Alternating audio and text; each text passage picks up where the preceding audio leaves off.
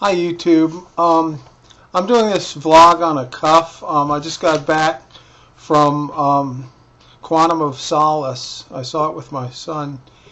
And what can I say? Is James Bond dead? Take a look at this movie and take a look at the previous ones.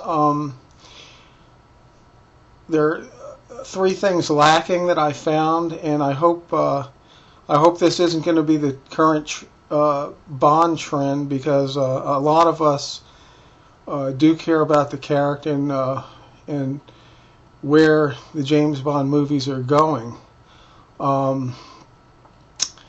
Provided we are in challenging times and the mood on the planet's like more or less like what the fuck, and where you have different crises going on, and some of that's reflected in the movie. I mean, scarceness over resources, greed, stuff like that, and the recent couple of years trend in graphic reality.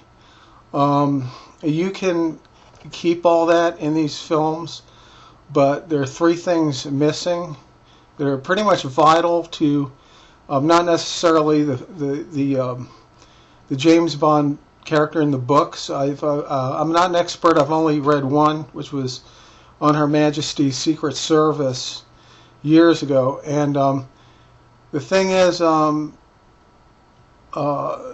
despite everything going on, the gloom and doom and the graphic reality being put in movies now, in keeping with that, there are three things missing in these recent Bond films that I think is vital to the whole Bond genre. Is Daniel Craig? I'm sure he's a fine actor in this film, and I think the first one was a bit better. No sense of humor whatsoever, and no witty humor.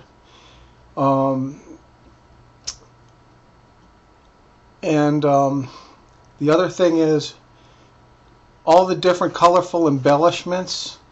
For example, some of the actors say, my example is Octopussy, which I loved. The Indian guy with the saw.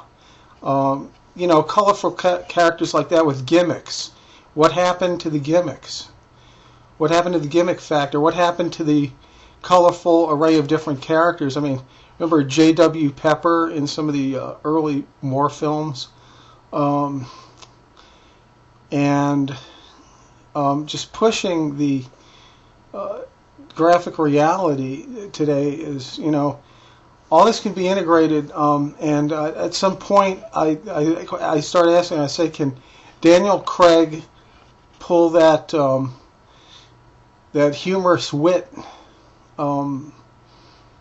as an actor, and his charisma he gives off, his persona? And at first I thought, well, no, because of the first movie, and he wasn't that bad in that, but this movie was just sullen and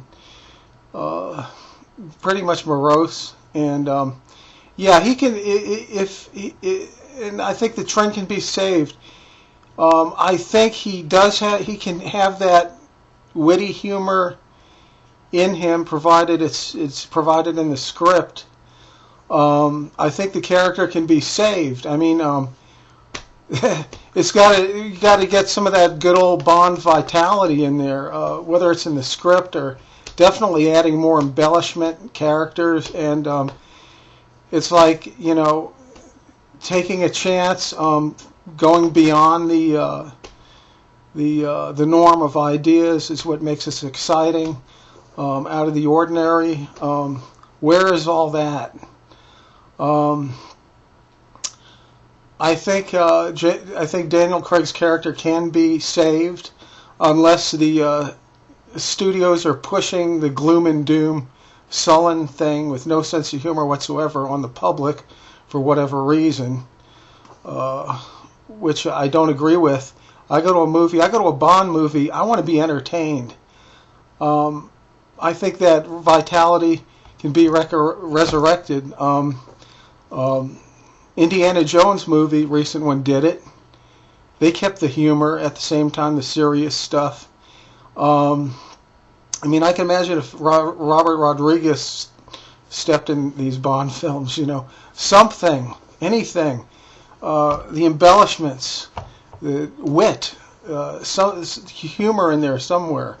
Otherwise, I mean, take a look at these older Bond films and look at this now and see where this is going.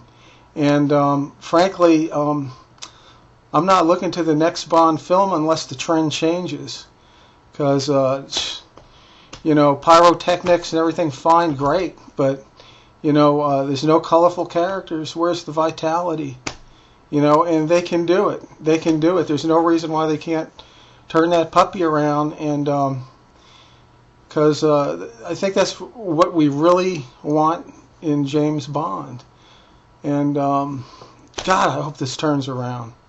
Later, everybody.